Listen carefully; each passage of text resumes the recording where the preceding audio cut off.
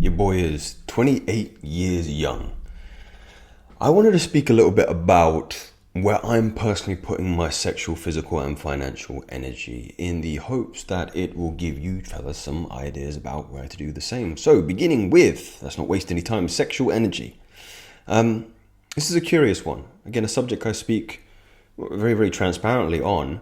My relationship with God and creating reality. Energy can neither be created nor destroyed. It only transforms into one form or another. And I find when I'm not wasting it into needless pleasure that I find synchronicities, I find serendipity in everything I do. And maybe it's a placebo. Maybe it is, but you have to concede that the placebo effect works. The placebo effect is real, meaning that if you have a more positive outcome or outlook, on yourself and how you interact, if you have less shame, less guilt, less negative emotion in your life, and you start to rise up the scale of David Hawkins's map of consciousness, you will find that you attract love, that you attract courage, that you attract peace, enlightenment, all these positive emotions because you're oscillating at a higher level. Guys, you're water. The human body is mostly water, right? And if you pray to water, if you show love and compassion to water, and you freeze it, and you look at the water molecules on a microscopic level, they're beautiful. The symmetry, the mosaic, and they're coherent, right?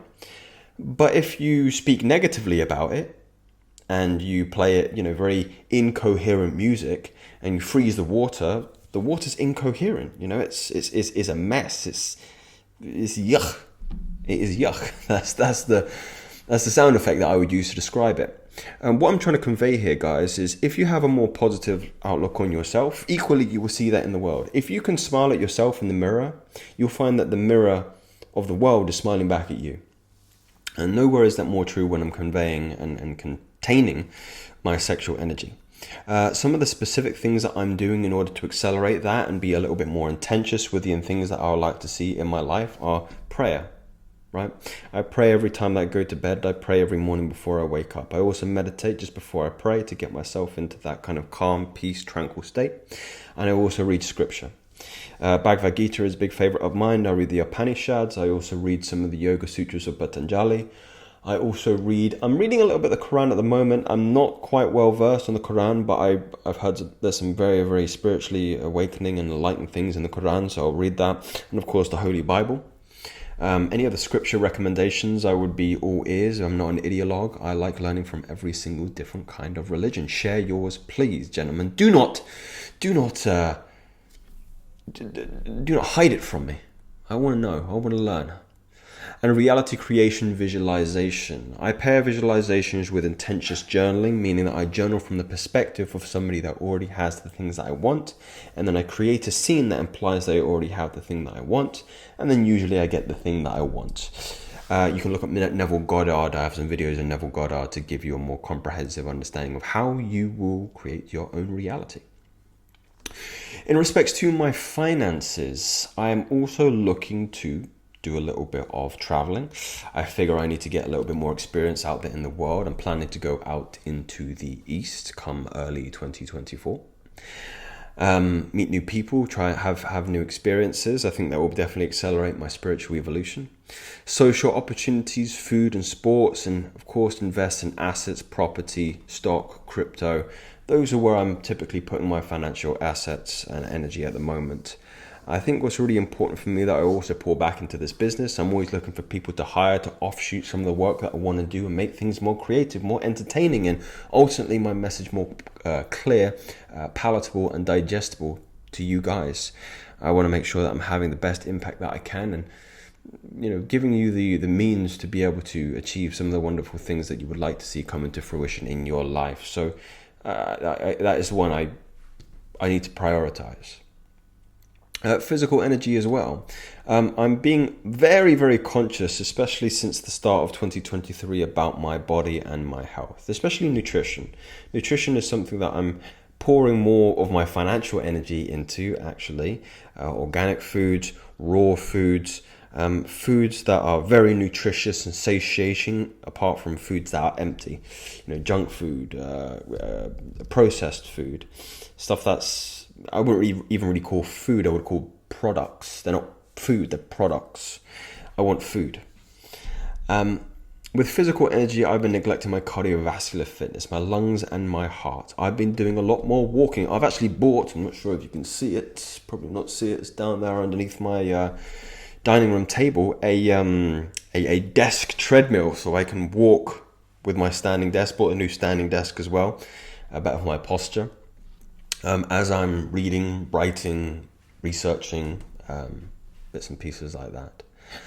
Football. I play football once a week every Monday and make sure that I am exercising my heart, exercising my lungs. And it's also a good opportunity to socialize with other individuals as well. Fartlek. Fartlek actually ties very, very closely into football. I've never been a fan of long cardiovascular exercise. I'm never the kind of person who would go on a bike ride for an hour or do like a jog, like training for the marathon. I have just no interest in doing shit like that.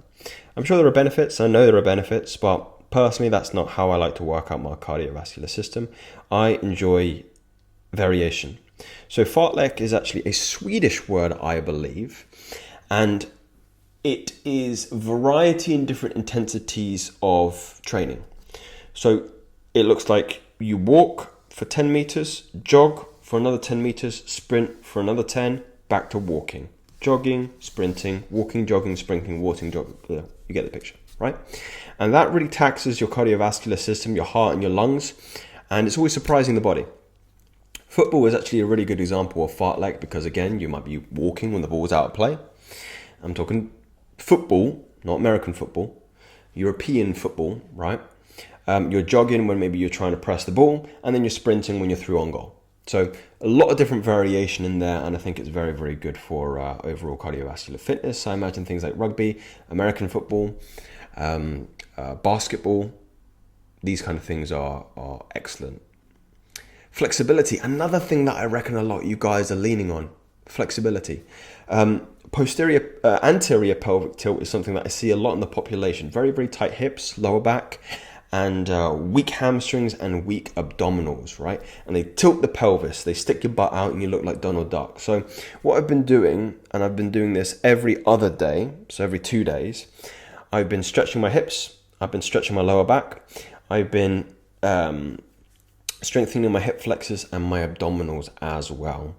Some of the areas of tension, maybe your chest. Sometimes the chest can be very, very tight because of the posture, so you want to stretch out the chest, stretch out the neck as well. Other areas of tension, glute can sometimes be quite tight. Might need to stretch the glute. Hamstrings could be a problem. Calves, yeah, but typically hips. I reckon if you're watching this video, you definitely have tight hips, so you want to be stretching that out before you go to bed to compensate for the hours that you are sat down. One of the reasons I bought again the standing desk is to make sure that my hips are not in that flexed position, causing tight tonic tension. I've mentioned them here. Trying to rattle them off in my head. Mobility. I've already mentioned football here. Rock climbing is something that I didn't realize is excellent for mobility. This means the range of motion that you have. Well, that's flexibility. It comes in with flexibility, but how you're able to move in different kind of positions, right? What range of motion do you have available at the shoulders, at the hips, at the knees, and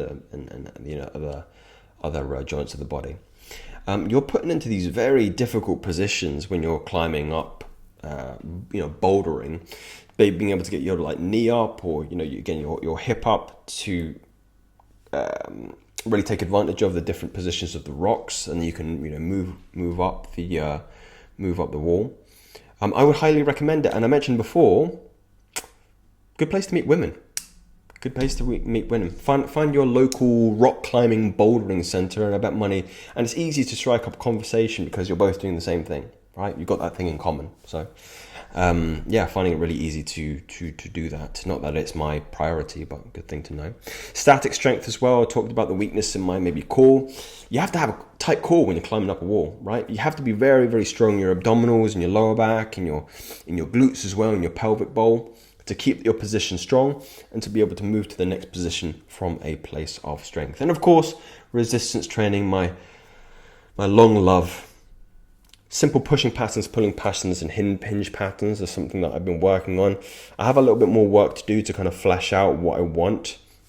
But handstand press, I got bored of doing the gym bro, bench press for a long time, so I started to challenge myself. I can now do a freestanding handstand press for a couple of repetitions. Looks pretty impressive. If you want to mix it up. But of course, a bench press is always going to be pretty key in building out the chest and getting strong as well. It's not just for aesthetics; it's for getting strong. Pull-ups and rows. I did back day today, or pulling patterns today, and hinge patterns, front squats and deadlifts. Back squats are easy, guys. Try and front squat. Killer on the abdominals and the quads as well. I'm also doing sissy squats, getting more of an emphasis on the quadricep, as my posterior chain is very, very strong, so I don't really need too much development there. It's normally the quads I'm looking to develop a little bit more. But they are tight, so you have to stretch them as well. I'd be really interested to see what you guys are doing in terms of allocating your energy. It might be a good idea, a good exercise for you to do a diagram that's similar to this and think about, well, where am I actually putting my energy and attention, right? What about education? I imagine a lot of you guys are still educating yourself. Maybe you're trying to, for the financial one, actually, it might be a good idea to actualize or move some financial assets into education, courses. If not online courses, you can do, college education. If you're privy to that particular system, that's fine. And that might be able to get you a new skill in order to get more money or leverage yourself into a better position at work. It's really eye-opening what you can do when you look at what you have, right? Because a lot of you guys aren't thinking about what you have. You might be sitting on a lot of money and realize, hey, I can do something with this money. You might be sitting on, good physical health. If you've got hands and you've got legs, but you're sitting at home on Netflix and watching and doing video games all day, you're depreciating an asset, right? You could use this. You could build this into something magnificent, and you can capitalize off that in terms of relationships, in terms of health, in terms of more energy, which will lead to more money. I mean, opportunities are endless in that regard. And also sexual energy. Are you emptying yourself sexually needlessly? Why don't you capitalize on that energy and put it into some serendipity, some synchronicity and devotion to God the Father, the divine, universe, cosmos, whatever word is most compatible with your belief system, my friend. But like I always say, these aren't theories. These are really facts, what I'm doing at the moment. Be interesting to hear what you have going on in your life. But I'll see you soon anyway. Take care.